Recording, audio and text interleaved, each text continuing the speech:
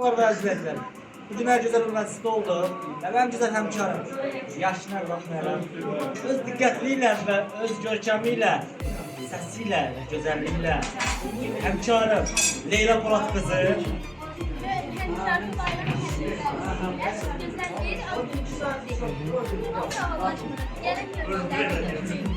Və bu arada Toy, Mançez Zalı, böyük tədbirlərdə sizinlə birlikdə möhtəşəm açılışında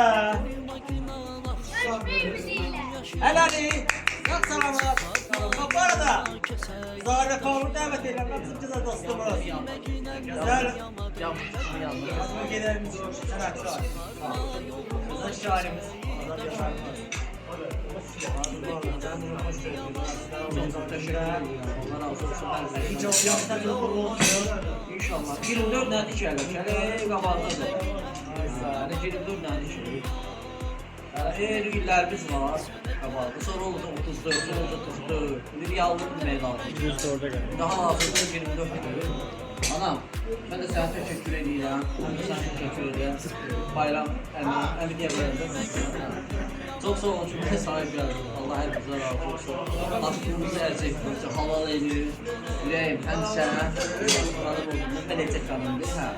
Hem de sen çok sağ olun ki o boyda Bakıdan mənə göre Samuel'e sürdürmüşsən. İnanan yaşa doğru. Ben teşekkür ederim. Anam sen de ki 70'lerle gelmişsin. 50 köprüden geçmişsin. Çok teşekkür ederim. Var o nailiyyətlərin böyük olsun.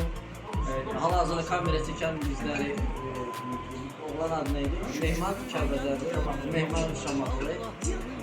Mehman kızıdır, Mehman kızıdır. Bir de ki